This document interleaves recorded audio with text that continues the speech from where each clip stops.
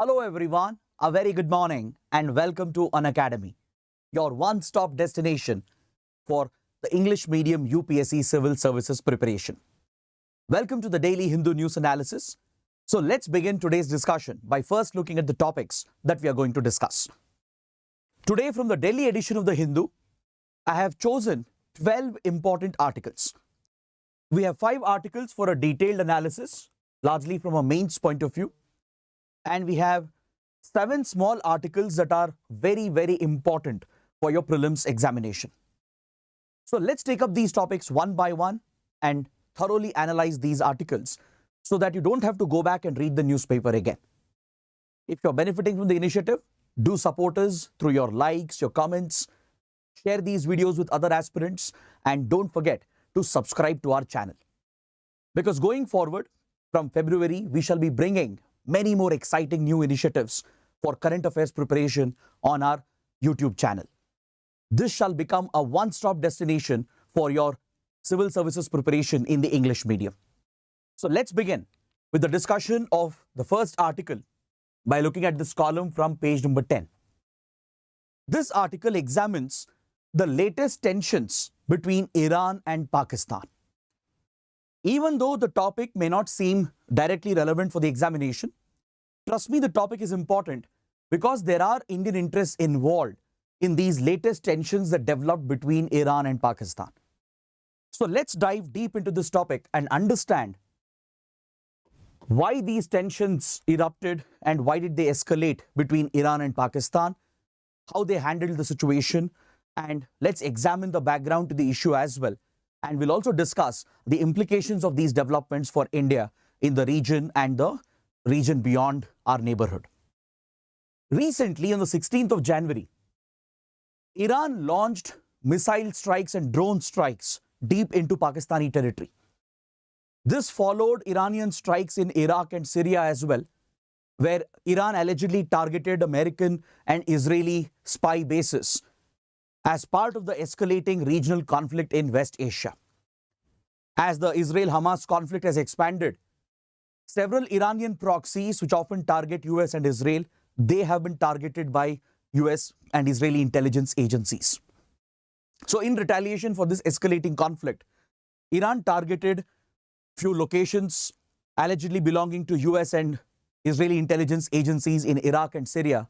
And the very next day, on 16 January, it carried out missile and drone strikes inside Pakistan. Now, this shook the whole region, the whole West Asia, South Asia region. Iran said that the attack in Pakistan was aimed at a terrorist group called Jaish al-Adl that is known to operate in the Balochistan province of Pakistan. Jaish al-Adl is seen as a terrorist organization. It is designated as a terror outfit by several countries, and it primarily targets Iran, and it is known to have a base and a support network in Balochistan province of Pakistan. So Iran's primary target was this Baloch terror group, which has been allegedly sheltered in Pakistan. But however, this strike was a breach of Pakistan's sovereignty. Pakistan saw this as an act of war, and immediately it came out with a diplomatic retaliation. It condemned these attacks on Pakistani soil, as some of Pakistani citizens were killed in these attacks. But Iran labeled them as terrorists belonging to Jaish al-Adl. Pakistan even downgraded its diplomatic relations. It expelled the Iranian ambassador and suspended all high-profile engagements. Apart from this diplomatic condemnation and retaliation, the very next day, Pakistan also retaliated through a counter-strike on Iranian soil. Pakistan launched airstrikes and missile strikes, targeting few terror camps that are located in the Sistan-Balochistan province of Iran. Because Pakistan has long alleged that Iran also is sheltering few Baloch groups, Baloch ethnic rebel groups that pose a threat to the Pakistani state. So these back-to-back attacks between Iran and Pakistan escalated not just the diplomatic tensions, but even the military tensions between the two countries. This could have easily spilled over and turned into a much wider conflict with great implications for the whole region. But fortunately, better sense prevailed amongst both the countries. Because Iran, Pakistan, even though they share a complex relationship, they do have a working arrangement where they do work together, collaborate together, especially to ensure regional stability. They might have conflicting objectives, but Iran, Pakistan have a history of collaboration as well, and that is what makes this relationship unique and complex. So following this escalation, a very quick de-escalation was achieved by both the countries. High-level meetings took place. The National Security Council of both the countries met, and they agreed to de-escalate from the crisis, and now Iranian Foreign Minister is visiting Islamabad to discuss the strategic security ties between the two countries and even to restore the trade and diplomatic relations between the two countries. So this is good news for the region, because Iran, Pakistan deciding not to escalate the crisis, not to escalate the conflict, definitely is positive news for the whole region, which is already affected by the repercussions of the Gaza war. Now, we should understand, why did these developments take place to begin with? What was the background here? What was the motivation for Iran to launch these strikes into Pakistan? Why did Pakistan retaliate? What is the justification given by both the countries? To understand that, you need to understand the geopolitics surrounding the Baloch region, which is found both in Iran and Pakistan. Because after all, geopolitics is the study of geography of a place and its impact on the politics, the international relations of the place. So geography of a given location, both physical geography and human geography, they have a direct impact on the international politics and international relations of a given location. So if you look at the Baloch region, and if you can understand its geography and demography, then the geopolitics of the region will become apparent, and the relations between Iran and Pakistan and the tensions between them will also become very evident. So the Baloch region that we are referring to, where these military strikes were seen, it straddles across both Iran and Pakistan. This is where the distinct Baloch ethnic community can be found. But if you look at the Iranian side of the Baloch region, which is called Sistan Balochistan, this is where you find the Baloch community in Iran, right? The Baloch community, they're essentially Sunni Muslims. If you look at the sectarian affiliation of the Baloch people, right, within Islam, they belong to the Sunni sect. Of course, in Iran, Baloch people are in minority, because Iran, as you know, is a Shia country. Iran is a Shia power. So if you look at the whole of Iran, the Baloch people are in minority. But however, within the Sistan Balochistan province that you can see here in the map, this is Iran here.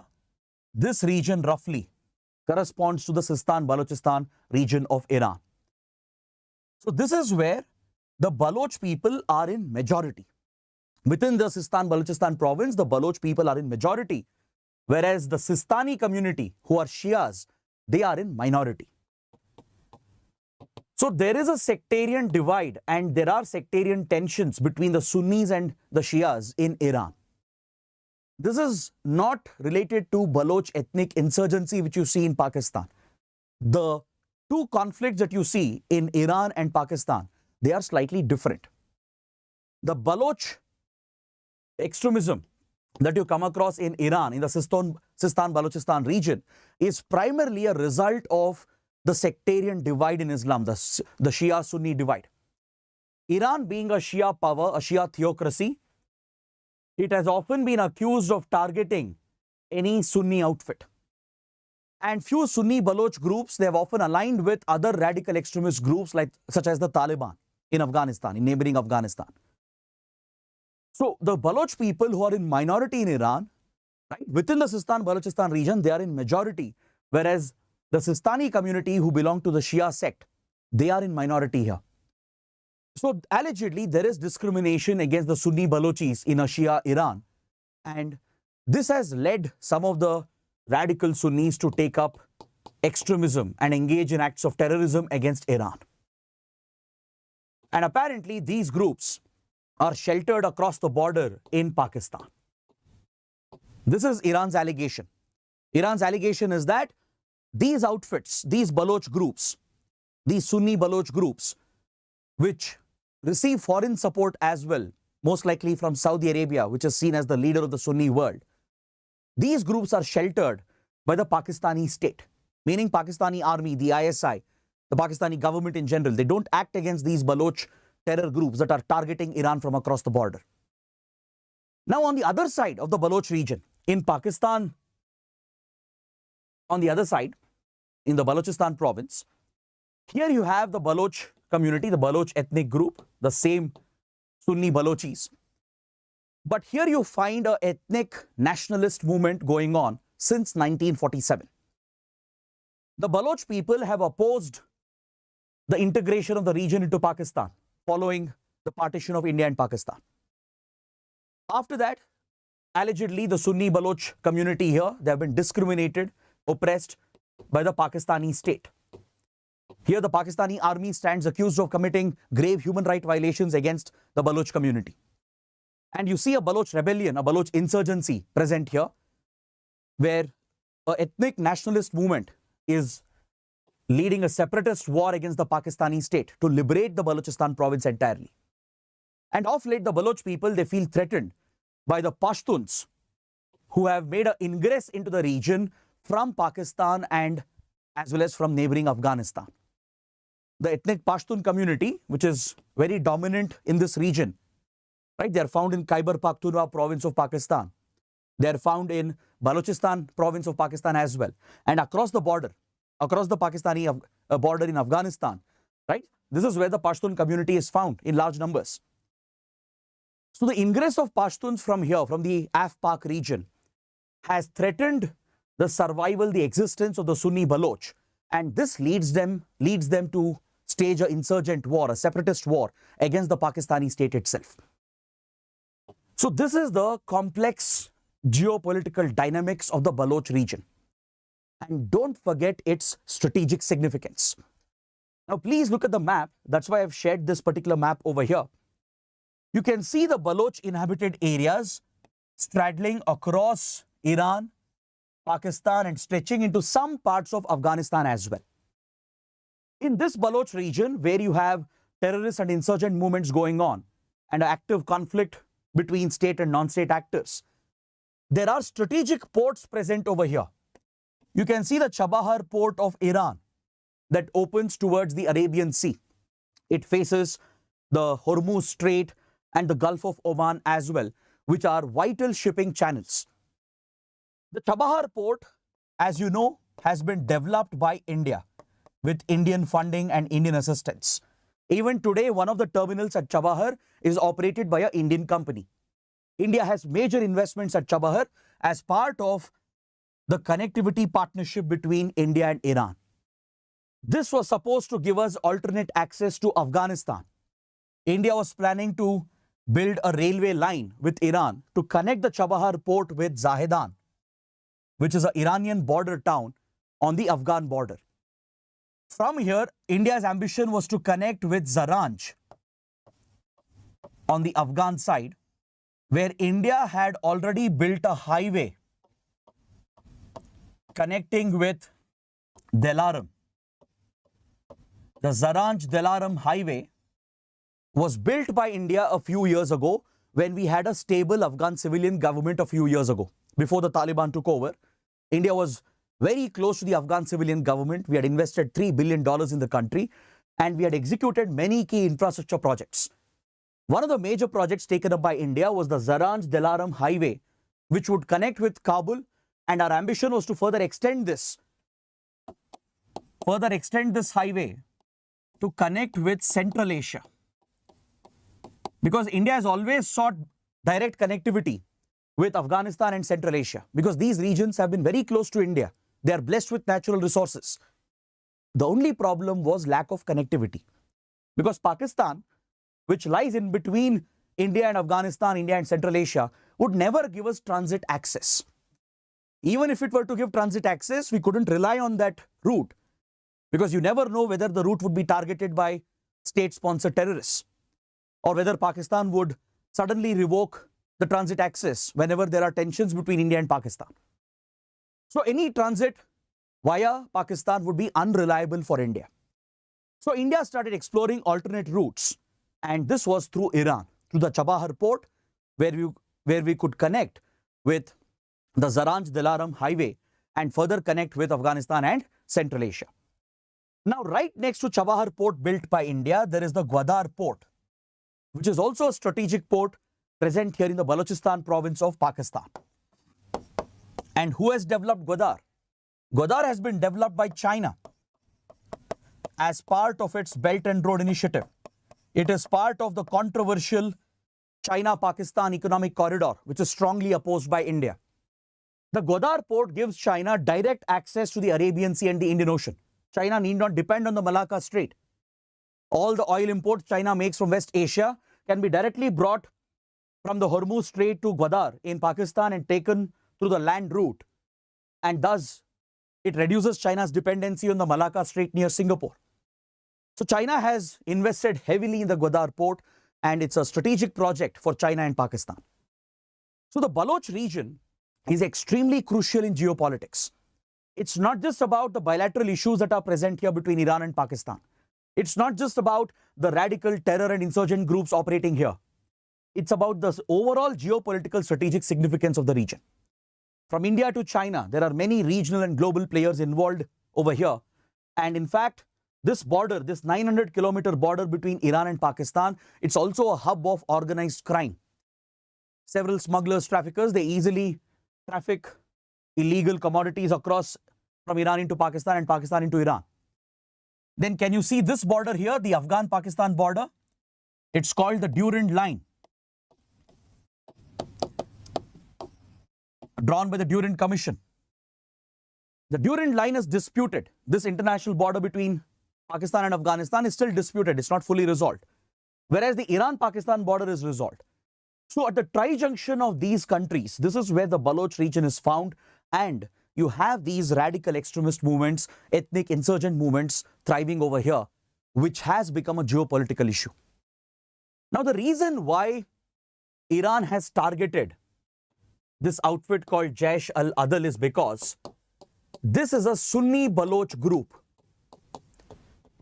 It is primarily involved in a sectarian fight. Jaish al-Adl was born out of this erstwhile group called Jundallah. Jundallah, which was born in early 2000, was a Sunni Baloch group with close links with Al-Qaeda and even with Taliban in Afghanistan. Iran has always alleged that Jundallah was sponsored by Saudi Arabia, which is its regional rival. Please understand, in West Asia, there is a strong rivalry, a sectarian rivalry between the Shia powers and the Sunni powers. This is a reflection of the sectarian divide within Islam. This reflects in the geopolitics of West Asia as well. Recently, Iran and Saudi Arabia have struck a peace due to China's mediation.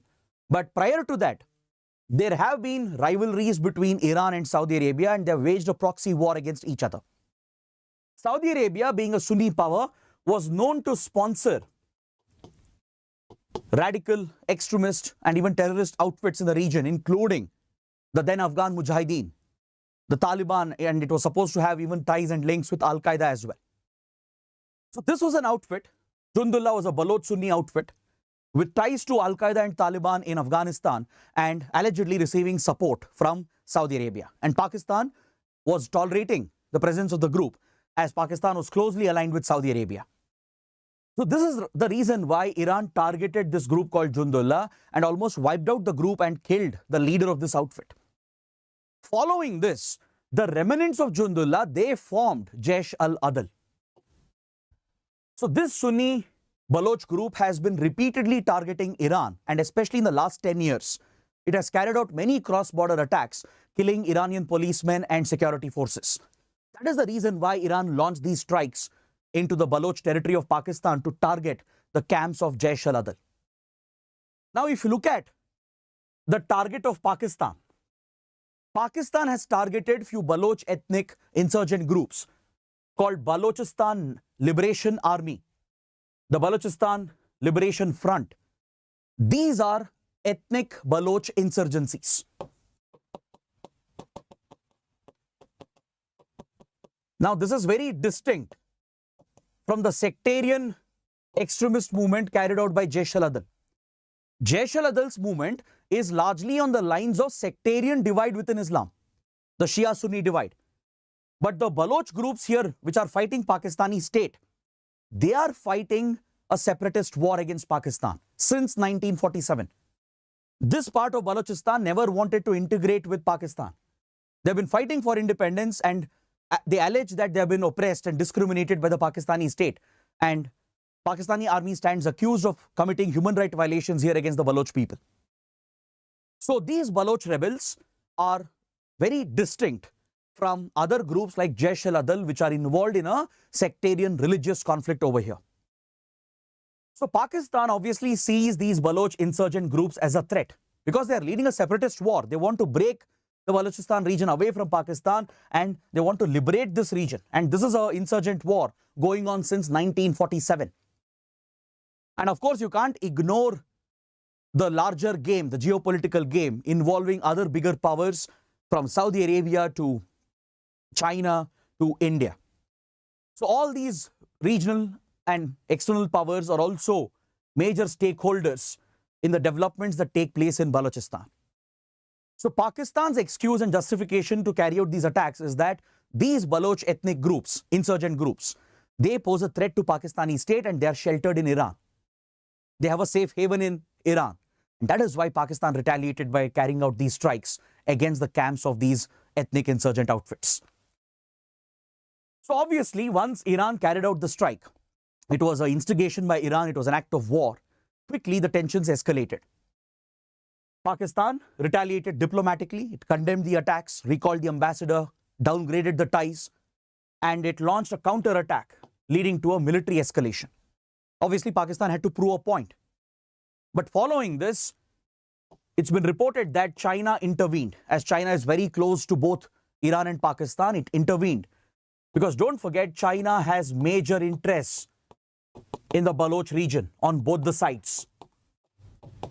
China has not only invested heavily in the Gwadar port and the China-Pakistan economic corridor. China is actively replacing India in Iran, and it is looking to step up its investment in Iran as part of its Belt and Road Initiative. So it's said that China pressurized both Tehran and Islamabad to work out a de-escalation. And also don't forget the internal dynamics of both Iran and Pakistan. Also don't forget the regional dynamics of West Asia. The last thing any country wants here is a further widening of the regional conflict. The Gaza war already is having a wider implication, stretching all the way till Arabian Sea and the Indian Ocean. We have seen how the Houthis from Yemen, who are proxies of Iran, have been targeting commercial ships. How other Iranian proxies, few other Shia militia groups, are targeting Israeli-American interests across West Asia region. So US, Israel and other allies, they have launched attacks against these Iranian proxies, leading to the escalation of the regional conflict in West Asia, which is spilling over into South Asia and the Indian Ocean. So at this crucial juncture, no country wants a further escalation of the regional tensions. So this could have brought some pressure as well. Plus, internally, both the countries are suffering. Pakistan is going through a deep economic crisis, a political crisis, and a separate security crisis of its own. Internally in Pakistan, there are terror groups like the TTP, the Pakistan Taliban, essentially, which is targeting the Pakistani state itself. Iran is under tremendous international pressure because of American sanctions, because of its alleged nuclear program, and the latest Gaza conflict. So Iran also is under a lot of pressure internally. Its economy, its politics has been deeply affected. So obviously, neither of the countries wanted a further escalation. So very quickly, they have achieved a de-escalation. Within few days after proving their points, they reached out to each other and they have restored normal relations, and they're looking to further step up the trade and diplomatic relations. So this is definitely good news for the region. It's good for all the stakeholders involved. But again, you need to pay attention to the complex Iran-Pakistan relationship. This is what interests India. India would be closely watching all these developments. India would be deeply interested in what has taken place right now because we have major stakes over here. India is a major player in this region. Pakistan has always alleged that India has contact with the Baloch ethnic liberation groups, the insurgent groups. India denies the allegations. Pakistan has never given any proof to show those links. But Pakistan keeps alleging that Indian intelligence agencies, they sponsor and they back these Baloch ethnic insurgencies through Iran. There is no concrete proof. India has always denied these allegations, but the link definitely comes up, and Pakistan always pins the blame on India. You should also understand how deep the Shia-Sunni sectarian divide runs across the West Asia region and how it affects South Asia as well. See, don't forget, Iran is a Shia country, a Shia power. Pakistan, right from 1947, has been a Sunni theocracy. So there is a clear divide between Pakistan and Iran. If you look at the period of, let's say, 1947 to 1950 and early 1950s, clearly there has been a sectarian divide in the very establishment of the current regimes that you have in Iran and Pakistan. Pakistan came out as a Sunni theocracy. Then Iran at that time was still a puppet of the US. It was seen as a close ally of the US during the Cold War period. In 1951, Iran was ruled by the Shah, who was seen as a puppet of the US. Allegedly, the CIA, the Central Intelligence Agency of the US, had installed the Shah of Iran. And Iran was seen as a close ally of the US during the Cold War period. Pakistan had clearly aligned with the Western power bloc led by US and UK. So Pakistan and Iran, during this period, from 1951 to 1971, they were on the same side of the Cold War divide. So despite the sectarian divide, the religious sectarian divide, geopolitically they were together. Geopolitically they were aligned on the same side, and they were allies of the Western power bloc led by the US. But the turning point came in 1979 during the Iranian Revolution. There was an organic, people-led revolutionary movement to throw out the Shah of Iran in 1979. This movement quickly turned violent, and it was hijacked by Shia radical clerics who toppled the regime. The pro-US Shah of Iran's regime was thrown out, and the Shia radical clerics took over the country and established Iran as a conservative Shia theocracy. The Ayatollah Al-Khamenei, who is seen as the supreme religious leader, right, became the leader of Iran, under whom the Iranian government, including the Iranian president, functioned.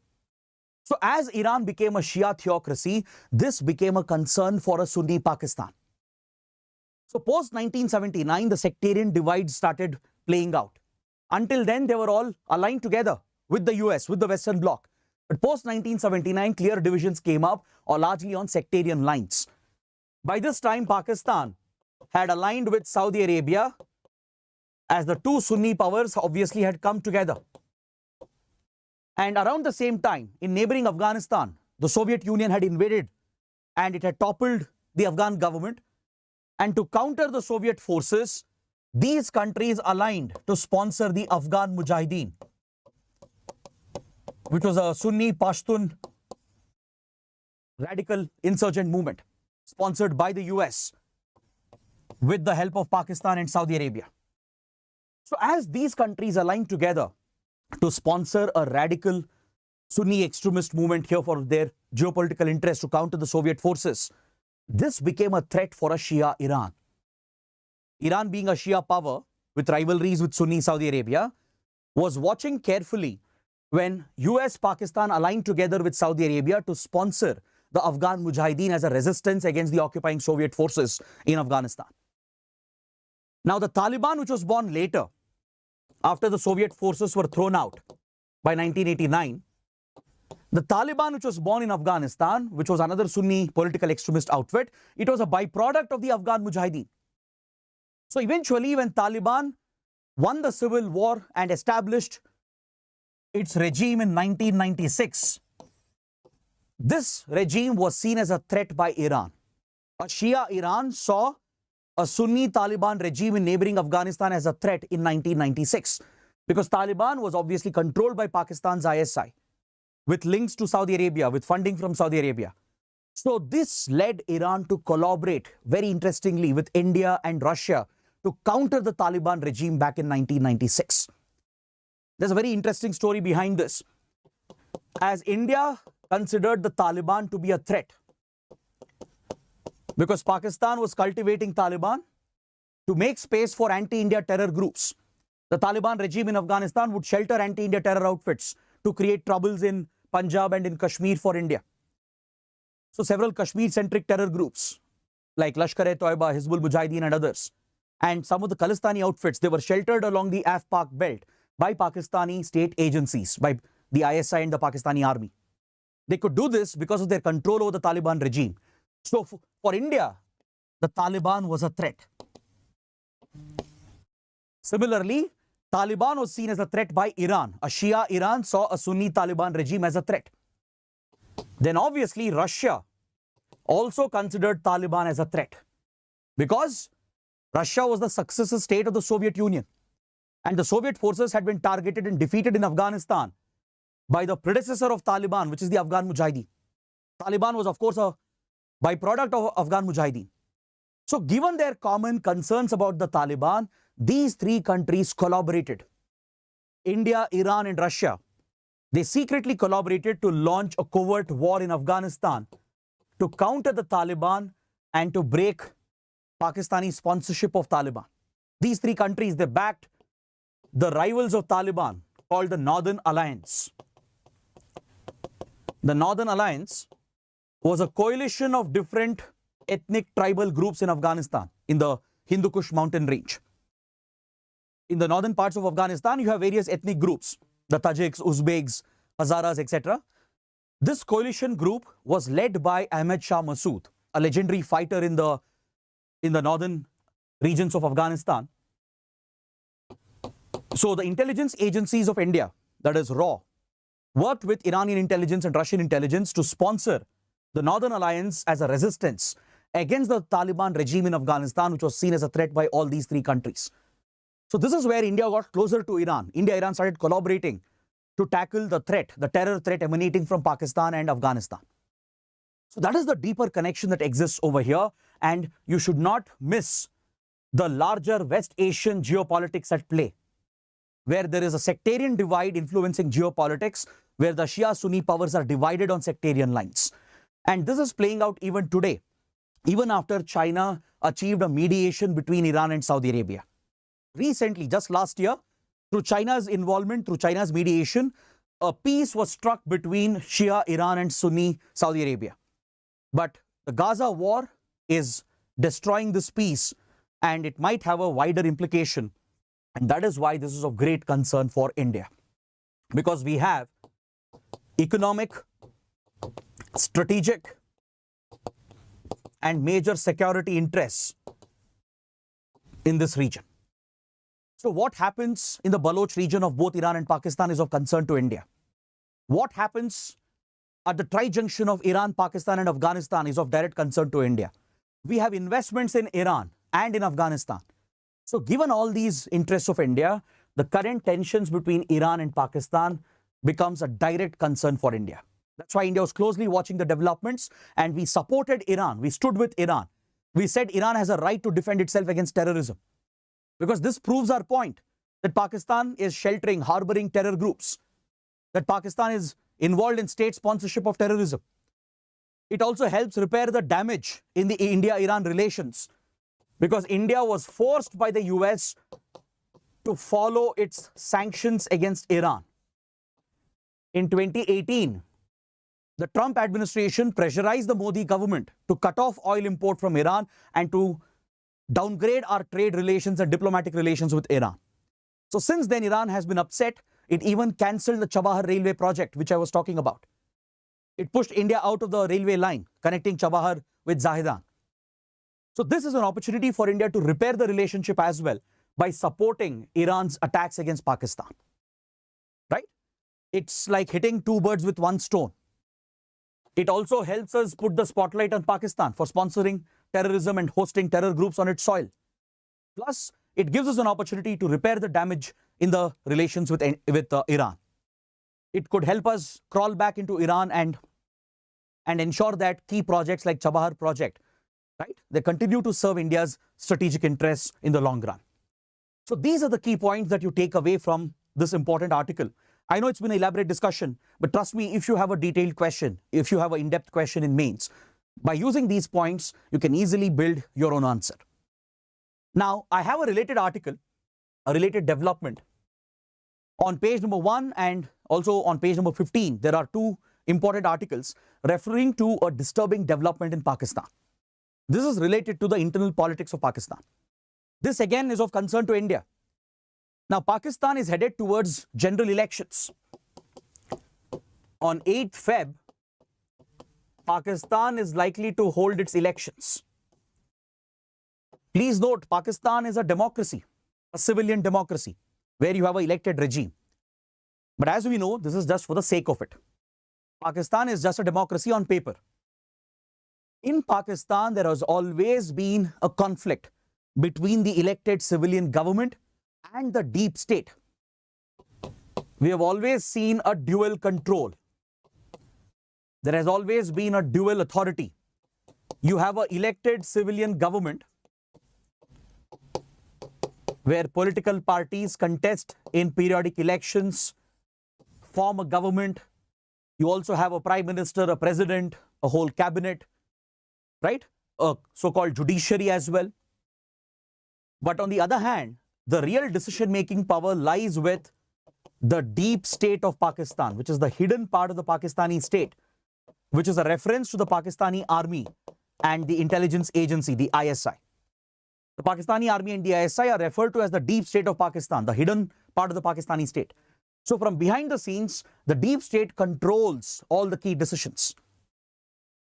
So this dual control in Pakistan has always been a challenge for every country while dealing with Pakistan, especially for India. Now, this is very evident with what has happened in Pakistan yesterday. Former Prime Minister Imran Khan has been convicted and he has been sentenced to 10 years in jail. As you know, Imran Khan was a very popular cricketer. He entered politics with his party, the PTI, Pakistan Tehreek-e-Insaf. He became the poster child, the poster boy of the Pakistani army and the deep state establishment. He was supported, encouraged by the army, by the deep state. And with their backing, he won the elections in 2018. But gradually, he became a more assertive leader. He built grassroots support.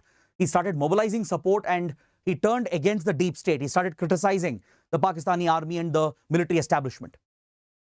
So this led the military establishment to get Imran Khan removed in an undemocratic manner, in an unconstitutional manner. And now more than 150 cases have been filed against him, including corruption charges, violation of Official Secrets Act, etc. So in one of the cipher cases, the case is called the cipher case. It's related to a confidential secret document of the Pakistani government, which allegedly was leaked by Imran Khan during a political rally. In this case, he has been convicted by a court and sentenced to 10 years in jail. He's already been spending several months in jail, and this is seen as an attempt to curb democracy in Pakistan, to manipulate elections. Because right before elections, he has been convicted. Anyways, he was in jail. There was no way he could contest the upcoming elections. Because now the Pakistani army has picked a new favorite. Rather, an old favorite has been brought back. This is Nawaz Sharif. Nawaz Sharif, the leader of the Pakistan Muslim League, who has been the Prime Minister previously on a couple of occasions. Right? He had been exiled, now he has been brought back. And in the upcoming elections, he is considered as the favorite, as apparently he has the full support of the Pakistani deep state. So this situation in Pakistan, it highlights the internal politics of Pakistan and its impact on India. In fact, there is a joke amongst Indian diplomats, amongst former Indian diplomats and strategic experts, that it's very dangerous to become a prime minister or a president in Pakistan. In any other country, you will enjoy that position of privilege. You will use your authority to govern the country, right? And even after you step down as a prime minister or a president of any country, right, you continue to enjoy a certain status. But in Pakistan, this is considered as a curse. Becoming a prime minister or a president is considered as a curse.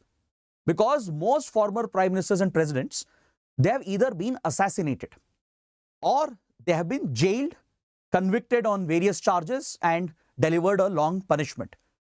Or they have been exiled from the country, meaning they have been thrown out of the country. There will be charges against them. If they come back, they'll be arrested and jailed. Or there have been multiple military coups where the military has directly stepped in throughout the civilian government and taken over the control over the government. For example, Benazir Bhutto, of Pakistan People's Party was assassinated. It's alleged that the deep state of Pakistan is involved. The army ISI complex is involved in eliminating any rivals in any parallel power centers which come up, which threatens the authority of the army and the ISI. So Benazir Bhutto was assassinated.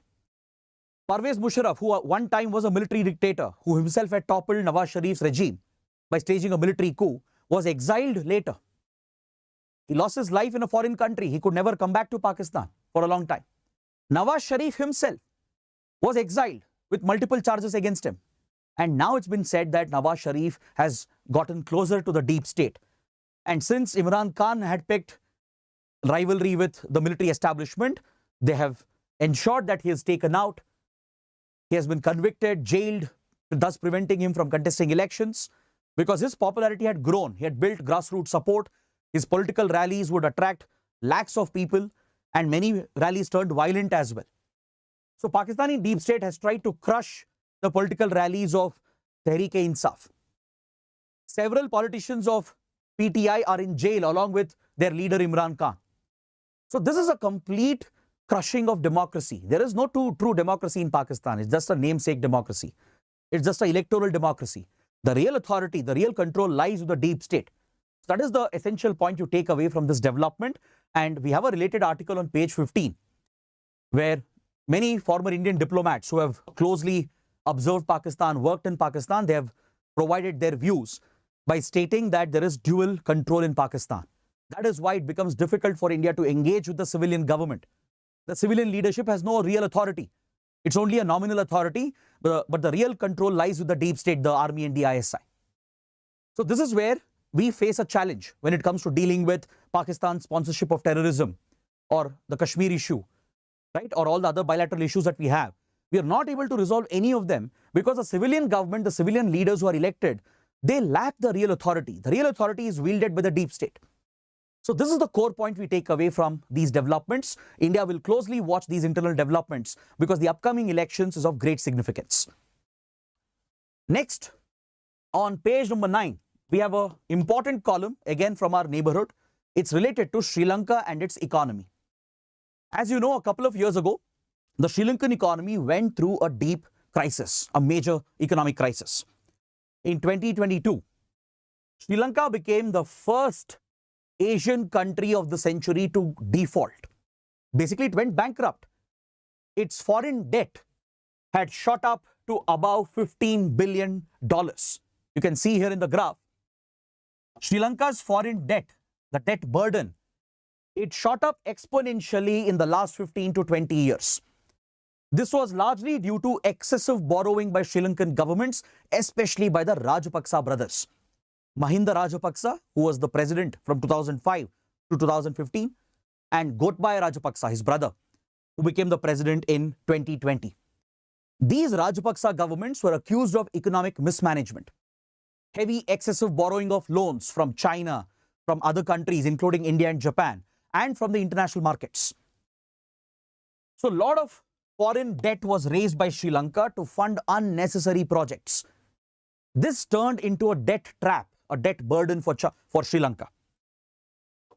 Out of this debt, 10% of it was owed to China, another 10% to Japan, around 2% to India, and the rest from global financial institutions and the international markets.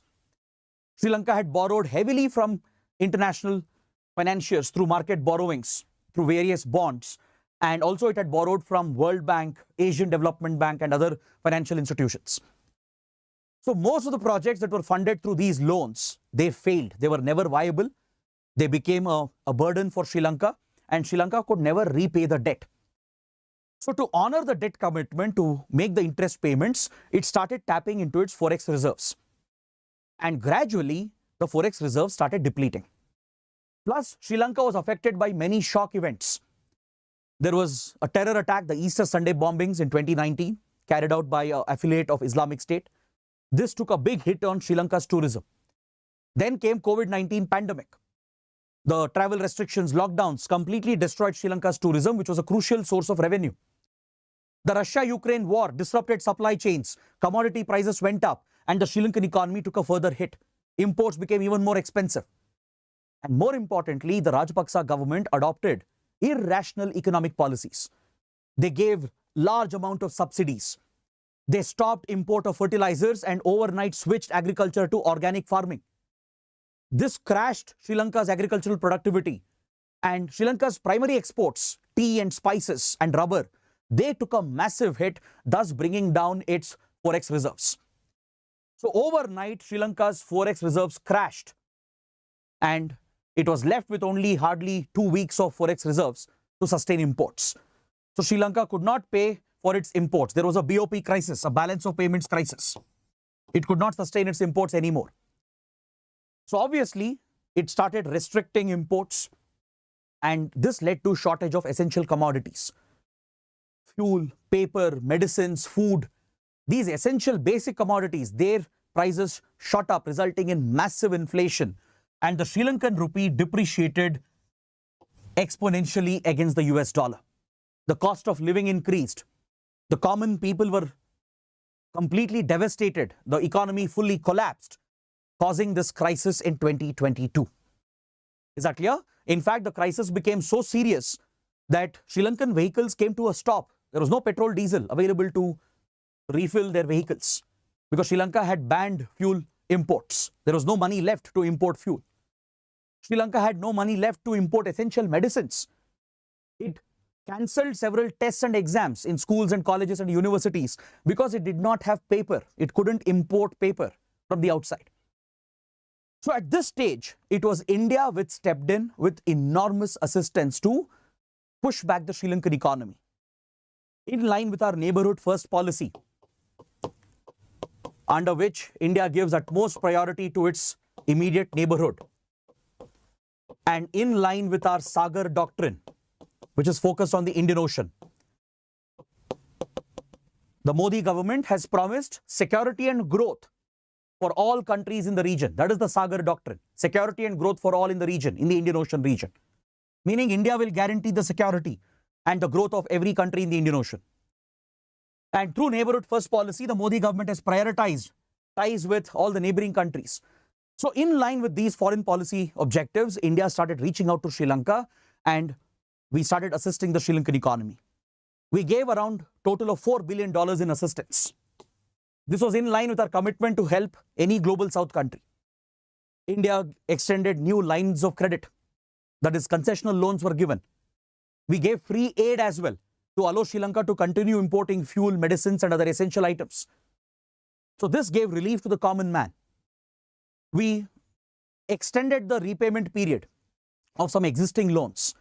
We restructured the existing loans that Sri Lanka had borrowed from us, and we even gave a currency swap arrangement through the RBI, through the Reserve Bank of India. Through such financial arrangements, we put in a total of $4 billion in assistance that helped Sri Lanka withstand this crisis. Now, India and Japan are working together to restructure Sri Lanka's loans with the Paris Club countries. The Paris Club, it's an informal grouping of creditor nations, the countries which give out loans. It's mainly dominated by Western countries. So Paris Club creditor nations, they help countries which are under a debt burden to restructure their loans. India is not a member of Paris Club, but we work closely with Paris Club. Since India, Japan were the two top donors to Sri Lanka and we had given a lot of loans to Sri Lanka, we came together with the Paris Club of creditor nations to restructure the loan as well, so that Sri Lanka will be eligible for a bailout package from the IMF, from the International Monetary Fund. To get assistance from IMF, you have to fulfill certain conditions. IMF will not just give you assistance. Its assistance is always conditional. India itself has suffered from this back in 91-92, when we also went through a balance of payments crisis. IMF will mandate that you'll have to introduce fiscal and governance reforms. You have to open up your markets, globalize your economy, privatize the national enterprises. You have to devalue your currency. You have to remove the restrictions on imports and foreign investments. So if all these fiscal and governance reforms are introduced along with the economic reforms, then IMF will give assistance to countries facing such a liquidity crunch. So India, Japan worked with Paris Club of Creditor Nations to restructure the pending debt of Sri Lanka, following which IMF also has given around $3 billion worth of assistance. It's called the Extended Fund Facility. The IMF has provided $3 billion worth of fresh financial support under the Extended Fund Facility. But however, China has refused to help Sri Lanka. China has not provided direct support to Sri Lanka in this regard, unlike India. This is quite interesting. China has not worked with India and Japan and the Paris Club. It could have joined the other countries to provide a solution to overcome the debt crisis. But China has said that it will negotiate a separate restructuring agreement with Sri Lanka. This reflects the geopolitical motives of China as well behind this. China might be looking to leverage the debt burden on Sri Lanka and use this as part of its debt trap diplomacy. China is known to push small countries into a debt trap, into a debt burden, and then gain strategic advantages. China would be looking to invest in some strategic projects, or it would be looking for military support and logistical support for the Chinese Navy, where the Chinese naval vessels frequently reach and enter the Indian Ocean. So they would require refueling, resupplies. They would require to dock at certain ports in Indian Ocean. So China would be like looking to get such concessions maybe, and that's why it is working out a separate agreement. It did not join India and Japan. India, Japan requested China to work together and help Sri Lanka bail out Sri Lanka from the crisis. But China did not join India and Japan. It didn't work with the Paris Club as well. It's working out a separate agreement with Sri Lanka. So here, the article is giving credit to the Sri Lankan leader, Ranil Wickremesinghe. He was appointed as the interim Prime Minister in 2022. The then Rajapaksa government was dismissed. The Rajapaksa brothers even ran away from the country as they were held responsible for the crisis. And a national unity government was formed by bringing all political parties together. So former leader Ranil Wickremesinghe became the Prime Minister and then became the President. He's the current President of Sri Lanka. And in this year, presidential elections are also going to be held. So Ranil Wickremesinghe will contest and is likely to win the elections. His popularity has gone up because he has played a big role in working with India, IMF and Japan to restructure the loan and to bail out the Sri Lankan economy from this crisis. This improvement, which we have seen in the last 2 years, is responsible for the revival of FDI flow into Sri Lanka. Ranil Wickremesinghe has carried out several big changes. Interest rates were raised to address the inflation concerns. To tackle inflation, the rise in prices, Sri Lanka brought up the interest rates. Unnecessary subsidies that were given for fuel, fertilizers, etc., they were completely scrapped. These were part of the irrational policies of Rajapaksa government. They were all cancelled. The taxes were increased to increase government revenue collection. This was again a mistake of the Rajapaksa government. They had given tax holidays to please the voters and win elections. So the taxes were brought back to increase revenue for the Sri Lankan government. The central bank of Sri Lanka was given more autonomy. It was made an independent monetary institution, and as per the mandate of IMF, several state-controlled enterprises were privatized. This brought more efficiency into the economy. Plus, Ranil Wickremesinghe worked effectively with IMF, India, Japan and other creditor nations to work out the loans. Sri Lanka also restructured the loans which it had borrowed from the international market. Is that clear? So, large part of the credit for restructuring the Sri Lankan economy goes to Ranil Wickremesinghe, and that is exactly what the article is highlighting. But don't miss the larger geopolitical game underway in Sri Lanka, because FDI flow is now back. Investors are putting money back into Sri Lanka, and let me show you where the money is going. At the strategic Colombo port, which was largely funded by China as part of its Belt and Road Initiative, there is a new terminal which is coming up, the West Container Terminal. This project is being executed by India's Adani Group. Adani Ports has brought large investments to take up the West Container Terminal project at the Colombo port, the strategic Colombo port. Because the East Container Terminal here is controlled by a Chinese company. China has invested heavily as part of the Belt and Road Initiative to build the Colombo port. It controls the East Container Terminal. So right opposite to it, the West Container Terminal is being built by an Indian company, that is Adani Ports. In fact, there is a strategic competition related to this. India and Japan were supposed to jointly build East Container Terminal as part of our Asia-Africa Growth Corridor. Asia-Africa Growth Corridor, which is a India-Japan initiative to fund infrastructure projects in Asia and Africa. We were supposed to take up the East Container Terminal project. But Rajpaksa brothers, who came back to power, they cancelled this project from India and Japan and gave it to China. Only when Sri Lanka faced the economic crisis, to please India, the West Container Terminal project was given to an Indian company. So now that the economy is reviving, Adani Ports has put money back. Foreign investment has come. Then US is also involved. There is a larger US-China competition as well here. US is also pumping money into Colombo port for a transshipment facility to improve logistics and shipping. China is further stepping up its investments at the strategic Hambantota port, which is also seen as part of China's Belt and Road Initiative and its string of pearls strategy against India. China not only developed Hambantota port, but it gained control over Hambantota port as it became a debt trap for Sri Lanka. Sri Lanka leased Hambantota for China for 99 years. Now a Chinese petroleum company is setting up major oil facilities at Hambantota. So the flow of investments back into the country not only points to the revival of Sri Lanka's economy, but it also points to the larger geopolitical game between India and China and US and China. That highlights the importance of Sri Lanka in the Indian Ocean region. So that is what you take away from this important article. Next, on page number 8, we have a very important column related to social issues and women-related issues. This article focuses on internal female migration. See, internal migration is a reference to the movement of labor, where workers, laborers, they move from one part of the country to another in search of employment. Usually, such migration happens under distress. Socio-economic distress is what pushes workers out of their homeland, out of their homes and villages, to look out for jobs and employment opportunities in faraway cities, towns, and states.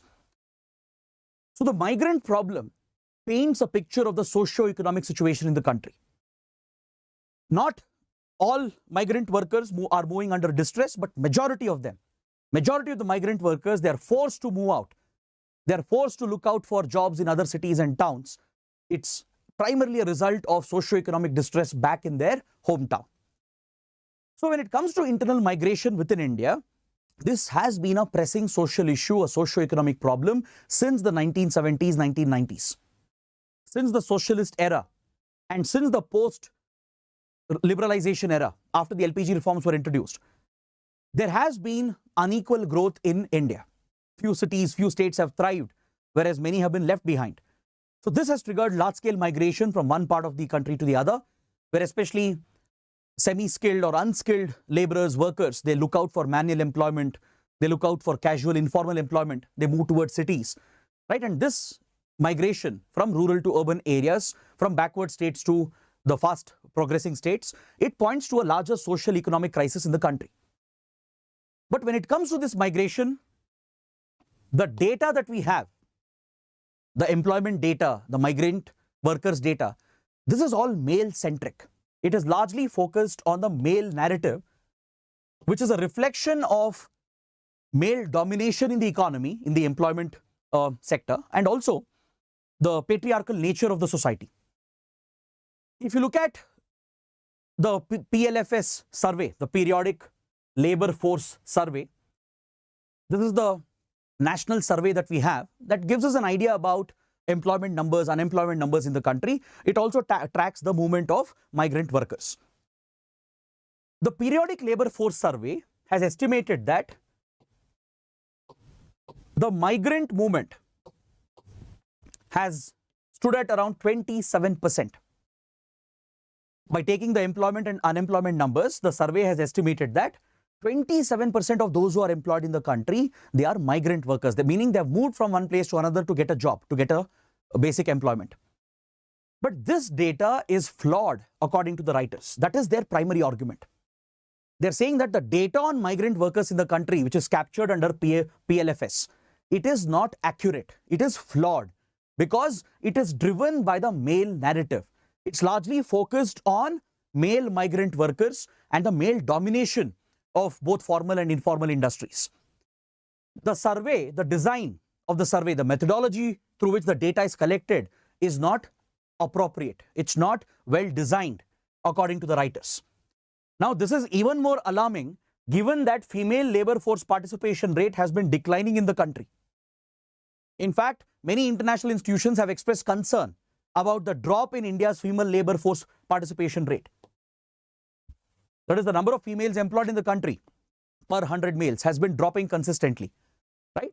There has been an improvement according to the government, but international agencies are saying that there is a concern in India that female labor force participation rate is dropping. So this highlights the importance of reliable data and accurate data.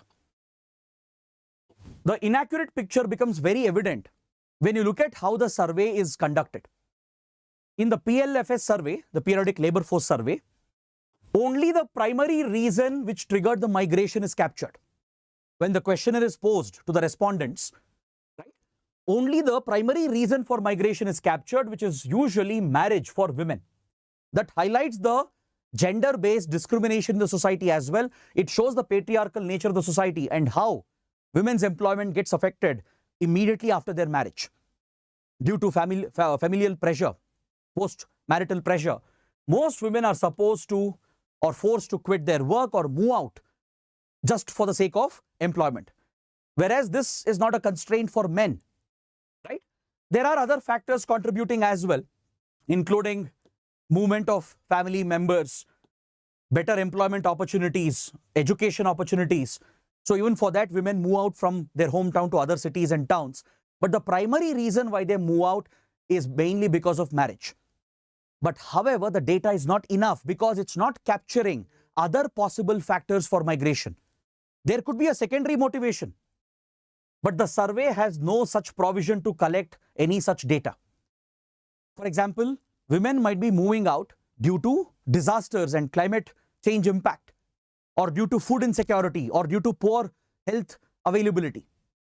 So these secondary factors are not at all captured in the PLFS survey, in the Periodic Labor Force Survey.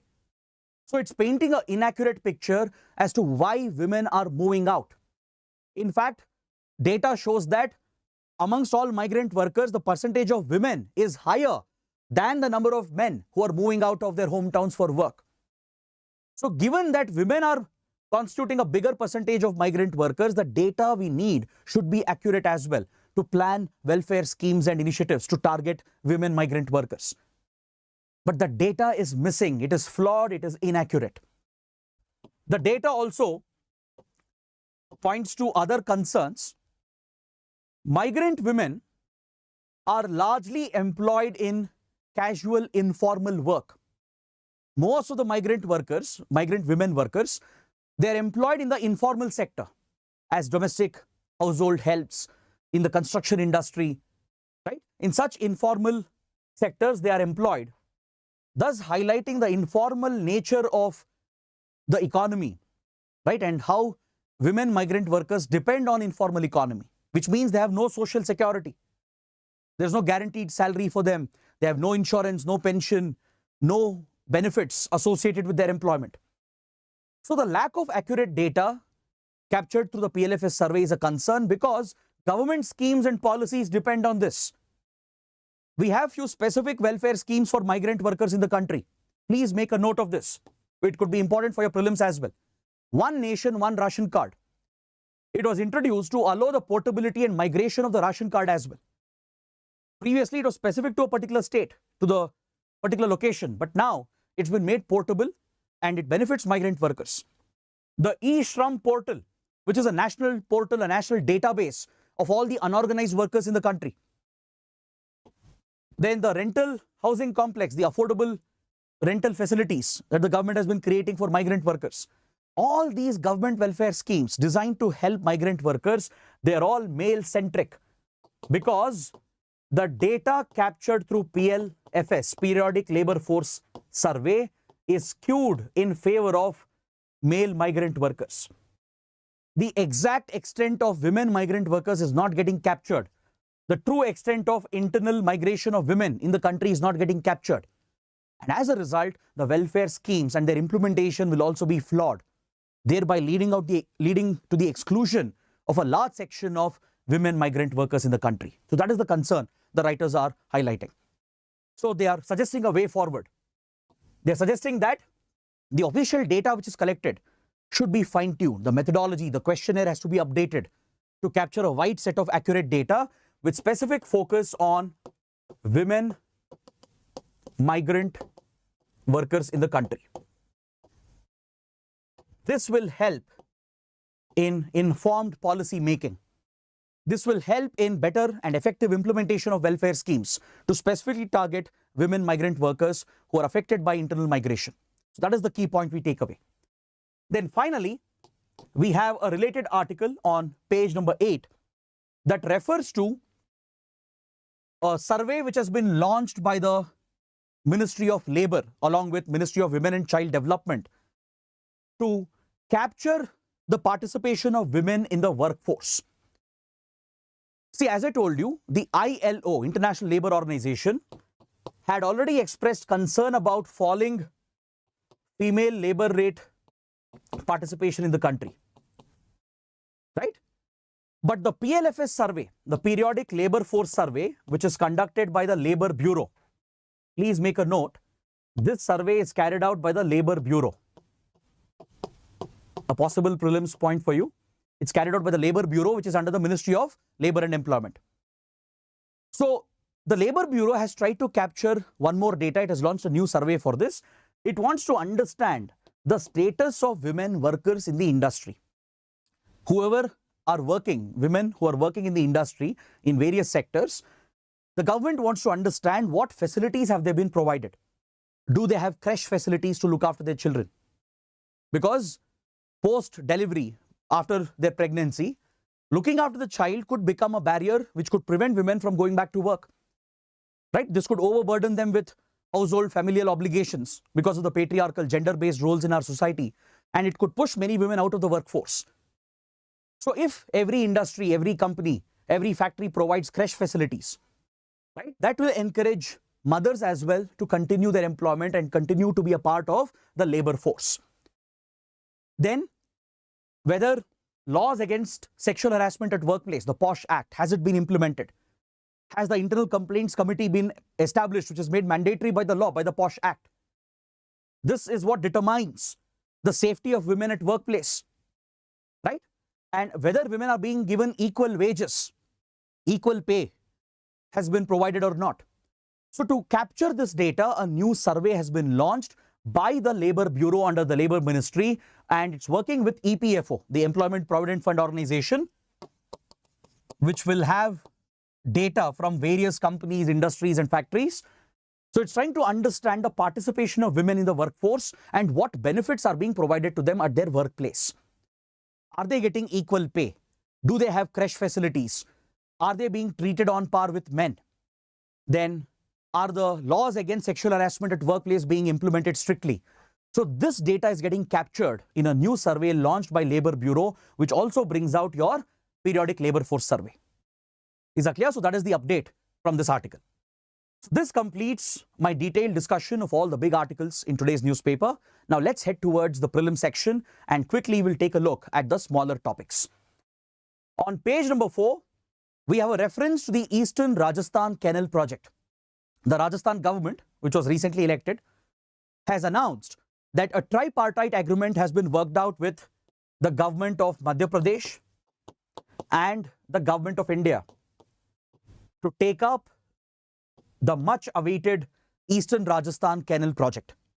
The ruling BJP, which has recently won the elections, has announced that a three-way agreement has been signed with the government of Madhya Pradesh and the central government to start the greater Eastern Rajasthan Canal project. So this could be very important for your prelims. This is one of the key components of the interlinking river project. Since many decades, India has been contemplating the idea of interlinking river basins to transfer surplus water from one basin to another basin where there is a water deficit, so that especially during summer months, water can be provided to the dry, arid, semi-arid regions, and during the wet season, floods can be controlled and managed in the surplus areas. So interlinking of rivers has been a high priority project for the government of India, but it's been equally controversial on environmental ecological grounds. So in Rajasthan, which you know is an arid state, there is scarcity of water. Rajasthan, by the way, is the largest state in India. Please make a note of this. It accounts for nearly 10% of India's geographical area, 10.4% of the entire geographical area of the country. But do you know what amount of water resources are present in Rajasthan? It's just a minuscule, a minute amount of water is found in Rajasthan. Just 1.16% of India's surface water is found in Rajasthan. Just 1.72% of groundwater is found in Rajasthan. This points to the level of water scarcity in Rajasthan. Please understand this fact. It is the largest state in India in terms of area. It accounts for 10.4% of India's geographical area. But the presence of surface water, groundwater is minuscule, hardly at around 1.some%. So this clearly highlights how arid or semi-arid the state is. It receives very little rainfall or to no rainfall. It's dominated by a desert landscape, dry grasslands, right? Dry deciduous forest towards the southeast region. But however, there is one particular basin, one river basin, which has surplus throughout the year. This is the Chambal Basin. The Chambal drainage basin, part of the Chambal River and its tributaries, this has surplus water. So the plan is to divert the surplus from Chambal Basin towards the southeastern part of Rajasthan to cover many cities and towns and to provide drinking water to them. From Jaipur to Kota to Alwar, all these places that you see here towards eastern, southeastern Rajasthan, they suffer from water scarcity. So the Chambal Basin, which is shared with Madhya Pradesh, this basin is shared with the neighboring state of Madhya Pradesh. So there are few important rivers here which have a surplus of water. So the idea is to divert this surplus from Chambal and its tributaries such as Kunnu, Parvati and Kali Sindh, and divert this to meet the water demands for drinking water and irrigation in the eastern parts of Rajasthan. This is the Eastern Rajasthan Canal project, which is part of the National Interlinking of Rivers project. It has been pushed from many years. Finally, it's getting approvals. The Union Cabinet had approved it recently, and now Rajasthan has claimed that a tripartite agreement has been signed with Madhya Pradesh and Government of India. Next, on page 12, we have an update from the Naxal corridor. There has been a brutal Naxal attack carried out by CPI Maoist. The CPI Maoist is the primary Naxal outfit in India. It is a designated terrorist organization under the UAPA, under Unlawful Activities Prevention Act. It was established in the year 2004 by merging the Maoist Communist Center of India and the People's War Group. When Naxalism began in India in 1967, two different branches of Maoism came up in India. One was led by MCCI, Maoist Communist Center of India, which was mainly centered around Bihar, West Bengal region. Its origin was largely related to the land-related factors, the feudal nature of the Bengal society and the society in Bihar, the agrarian problems, the problems of the landless farmers and peasants. It was in this problem that Naxalism took root in the Naxalbari region. It was led by MCCI. Then towards Eastern Ghats, towards Andhra Pradesh and Odisha belt, with regard to the tribal issues and farmer agrarian issues, a parallel Naxal movement started led by PWG, the People's War Group. These two movements merged in 2004 because Indian security forces had targeted these Maoist outfits. They had weakened them by 1990s. So when Maoism was on the decline, right, they came together to form a strategic alliance, to merge together to form CPI Maoist in 2004. Since then, this Naxal outfit has been mounting major attacks against Indian forces, and now it has shifted its base of operations towards Chhattisgarh, Odisha belt. This is where the CPI Maoist is very active. And this is where the latest attack has been carried out against the CRPF. CRPF, the Central Reserve Police Force, is a central armed police force under the Home Ministry. It's deployed in an internal security role, and it is the primary anti-Naxal force deployed by the center to supplement the state police forces. CRPF has raised an elite commando unit called Cobra. Cobra is a special force unit. It stands for Commando Battalion for Resolute Action. This is a special force unit of CRPF that specializes in guerrilla warfare, in jungle warfare tactics to target the Naxals. So, a few personnel of Cobra Battalion, Cobra Commandos have been killed who belong to the CRPF, and few Maoists also have been killed in the counter-retaliation carried out by the security forces. Now, please look at the maps over here. So, the Naxal movement which broke out in this belt in 1967, led by MCCI, and the PWG movement that broke out here in the Andhra, Telangana, Odisha belt, they have merged in the last 2 decades, and today this is where the CPI Maoist is operating. Please be aware of this. The hub of Naxalism has shifted towards Chhattisgarh and Odisha, and the districts they are operating in is Bijapur, Bastar, Dantewad, Sukma. These are the most affected districts in Chhattisgarh. The recent attack which has been referred here, the attack which took place yesterday, it happened in the Bastar region at the border of Bijapur and Sukma district. Similarly, there are few districts in Odisha which are hubs of these Naxals, and this is the hot spot of Naxalism today in the country. The next article, it's again related to piracy in the Indian Ocean. We discussed this yesterday as well. There has been back-to-back developments. Within 36 hours, the Indian Navy has foiled a second hijack attempt by Somalian pirates. Indian Navy has quickly responded and rescued a commercial boat. It has rescued 19 Pakistani nationals as well, when Somalian pirates were trying to hijack this boat near Gulf of Aden. See, this development we have studied yesterday itself. Right? With regard to the first hijacking situation, we covered this development and the region as well. But the article is mentioning 2 very important initiatives and platforms owned by the Indian Navy, which allows Indian Navy to exercise its power across the Indian Ocean. One is a drone called the Sea Guardian. In these anti-piracy missions, where maritime surveillance reconnaissance becomes important over thousands of nautical miles in the seas and the oceans, Indian Navy is proactively using an unmanned aerial vehicle, a drone that we have procured from the US. This is the MQ-9B Reaper. Reaper was the older name of the drone, the previous name. It's developed by an American defense manufacturer called General Atomics. There are 2 variants of this drone, the MQ-9B. You have the Sky Guardian and the Sea Guardian. Sky Guardian is primarily used by the Air Force and the Army. All right? Whereas Sea Guardian is the maritime variant, primarily meant for maritime surveillance. So this drone, which you can see in the image over here, it has some remarkable features. It's a high altitude drone.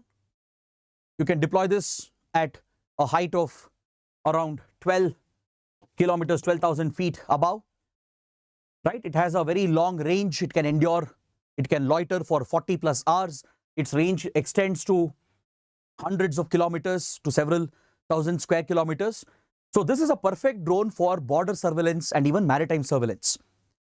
So Indian Navy had leased 2 such drones from the US, and we have used them on a trial basis. Now recently we have signed a deal for 30 such drones for the Indian Armed Forces. The maritime variant is being used by the Indian Navy. Indian Navy already has been operating 2 of them. It will procure few more to increase its surveillance capabilities across the Indian Ocean. This will reduce the cost of surveillance as well, because if you deploy large aircraft like P-8I, which is also procured from US, the fuel cost will be higher. It will cause fatigue to your soldiers as well. But if you use an unmanned aerial vehicle, right, which can be operated at a nominal cost, it will make our surveillance more effective. It helps us cover larger areas in the seas and the oceans. So given that maritime surveillance has become critical, Indian Navy has been deploying the Sea Guardian drones, and we are procuring more from the US. The same is being procured for the Indian Army and Indian Air Force as well, mainly for border surveillance, to protect the airspace and to guard our borders, to track enemy movement, to track infiltration. Instead of using aircrafts and helicopters, which are more challenging and difficult, such unmanned aerial vehicles can be more beneficial. It can be cost effective as well. Also, they play a big role in anti-submarine warfare operations. The Sea Guardian can be used to mark submarines and even enemy ships during conflict to launch precision targeted attacks against them. These drones, if required, can be armed as well. So it specializes in anti-surface, anti-submarine warfare. And you should be aware of such platforms possessed by the Indian Navy. We have a bigger order coming up. Around 30 drones are being procured from the US. Next, this anti-piracy mission made use of another platform set up by India. It's called IFC-IOR, and it's mentioned in the article. In this mission, where Indian Navy prevented 2 hijacking attempts, a key security initiative of India played a big role. And this is called IFC-IOR, Information Fusion Center for Indian Ocean Region. See, the Mumbai attacks of 2008 exposed the coastal security gaps in our country. When Lashkar terrorists, they infiltrated into India, right? It exposed the maritime coastal security gaps that existed. So to boost coastal security and plug the security gaps, the then Manmohan Singh government launched the Coastal Surveillance Radar Project. Under this project, Bharat Electronics, BEL, installed radars all across the coastline of India, covering the entire coastline of India, including the island territories. And these radars help in tracking the movement of ships across the Indian Ocean. So once phase 1 was completed, we extended phase 2 of the project to cover friendly countries in Indian Ocean as well, like Mauritius, Seychelles. So these countries are also brought on board this project, and Indian radars have been set up across these island countries in the Indian Ocean. They help in tracking the movement of ships, and all the data, the radar data, is integrated into the regional command centers of the Indian Navy, which is finally collated at the national headquarters located on the outskirts of Gurgaon, which is known as IFC-IOR. This center, which is depicted over here, it's operated by the Indian Navy. It provides Indian Navy a complete picture of the maritime traffic in the Indian Ocean. It gives maritime domain awareness, and it provides crucial intelligence on the movement of ships and other vessels across the Indian Ocean. So IFC-IOR has become such a crucial platform for maritime intelligence that foreign navies are also interested in it.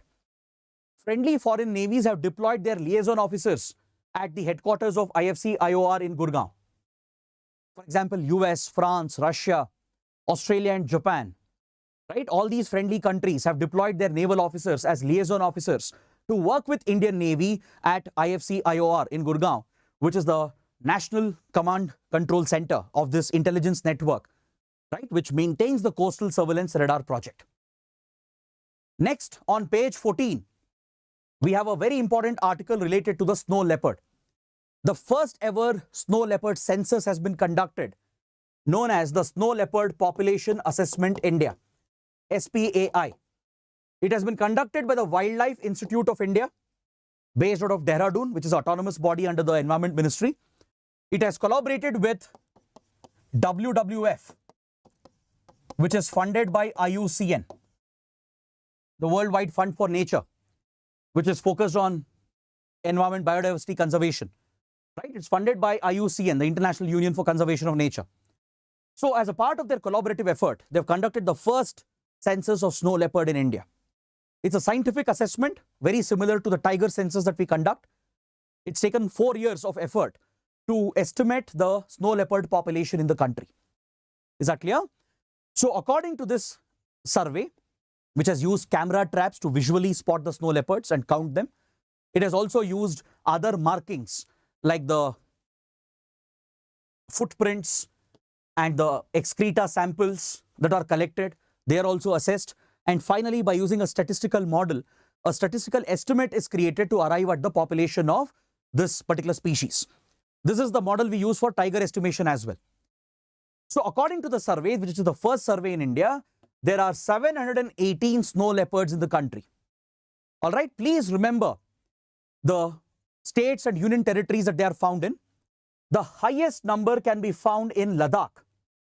Ladakh has the highest concentration of snow leopards, followed by Uttarakhand, Himachal Pradesh, Arunachal Pradesh, Sikkim, and Jammu and Kashmir. Please make a note of this. These are the states and union territories where snow leopards can be found. This is the range of snow leopards in India, and the order also is provided. In the decreasing order, you can find the population of snow leopards in these union territories and states. Now, what is the IUCN status of snow leopard? It is vulnerable. It's a threatened species. And it is found primarily in the Himalayan belt and in the alpine region around Central Asia and parts of East Asia. So its primary population is concentrated here in the Himalayas and in the Tibetan Plateau. It stretches to Central Asia as well. So you can find snow leopards in India, Nepal, Bhutan, parts of Myanmar and China, of course, in Pakistan as well, and across Central Asian countries from Kazakhstan to Kyrgyzstan to Tajikistan, also in Mongolia and parts of Russian Siberia. So it's in this high altitude Himalayan terrain and conditions and in the alpine conditions that you find the snow leopard, right? It's a mystique animal. It is a gorgeous animal, but it's a threatened species. It faces a lot of threats due to destruction of habitat, hunting and poaching, etc. So its IUCN status on the red list is vulnerable. Next, on page 14, we have another important update. Today we have very, very important articles. I know the session will stretch by a few minutes, but trust me, it's worth it. According to this article, India has nominated a list of Maratha forts to be considered for nomination under UNESCO World Heritage List. Around 12 Maratha era forts have been clubbed under the title Maratha Military Landscapes. During the Maratha rule between 17th to 19th century, starting with the leadership of Chhatrapati Shivaji Maharaj, right, and other legendary Maratha rulers all the way till the Peshwas, major forts were built in today's Maharashtra, in the Deccan region, stretching all the way till Tamil Nadu, in the Konkan belt, in the Sahyadri ranges, right, in the Eastern Ghats. So there are major Maratha era forts built between the 17th to 19th century. They represent the strategic planning of the Marathas, their strategic thinking and military powers as well of the Maratha Empire. So to pay tribute to this and to conserve these historic monuments, India has decided to collectively nominate 12 Maratha forts present in Maharashtra, Tamil Nadu and other parts of southern India collectively under the title Maratha Military Landscapes. So this is India's nomination. If we meet the criteria and get required support, it will become a UNESCO World Heritage Site. These forts, they have inculcated the local geography and the physio-geographical features into the construction of the fort. In the Sahyadri ranges, in the Western Ghats and in the Konkan belt, the local topography and terrain has been inculcated into the construction of the fort. In Tamil Nadu, right, where Marathas extended their influence, even today you have Deshasth Maratha Brahmins, whom you find near the Tanjore region, connected with the then Maratha Empire. So there is a fort in Tamil Nadu, which is also on the list. So there the local terrain has been inculcated into the construction, the planning of the fort, and that shows the strategic thinking and the military prowess of the Maratha Empire. So I have given the list of the 12 forts over here. Please make a note of all of them. Especially the Sindhudurg fort is very popular. The Jinji fort in Tamil Nadu, Lohagad and others. Please make a note of all the 12, and they are collectively nominated as India's nomination for the UNESCO World Heritage List. Now coming to the last article from page number 15, with regard to South China Sea dispute, where multiple Southeast and East Asian countries are locked in a conflict with China, Philippines and Vietnam, they have signed an agreement to step up their cooperation in the South China Sea. In the South China Sea, there are many disputed islands like the Paracel group of islands, the Spratly group of islands, the Scarborough Shoal, etc. China unilaterally claims all these islands, which is in violation of the UN Convention on the Law of the Sea. So China has a standing dispute with Vietnam over the sovereignty of Paracel Islands. China has a standing dispute with Philippines over Scarborough Shoal and other small islets present over here in the South China Sea. China has claimed the whole of Spratly to itself when it actually belongs to Vietnam, Indonesia and Malaysia and Brunei, and part of it also belongs to Philippines. So Philippines and Vietnam, which are both affected by Chinese aggression and Chinese claims, they have signed a deal for maritime cooperation. They have agreed to share information, to work together and collaborate to improve maritime security over here. And China is likely to raise concerns about this new agreement that Philippines and Vietnam have signed. Because just a few weeks back, Philippines and China had signed a deal to reduce tensions and de-escalate tensions in the region with regard to their dispute over Second Thomas Shoal and at other islets such as Mischief Reef and Scarborough Shoal. China Philippines had recently signed a deal to reduce their tensions. But now Philippines and Vietnam have signed a deal, and this could raise eyebrows in China, and China could even retaliate against this cooperation agreement. So that is why this development is important. Now, please take a look at the mains practice questions. Both the questions are based on what we have covered and discussed today. Please go through them, and I expect you to write an answer and, if possible, post them in the comment section below. I hope you guys have liked the session. Today, even though the session has extended, trust me, covering all the topics was relevant because you don't have to now go and read the newspaper again. Just ensure you make notes from the PPT. That's more than sufficient. And do let me know what you think in the comments.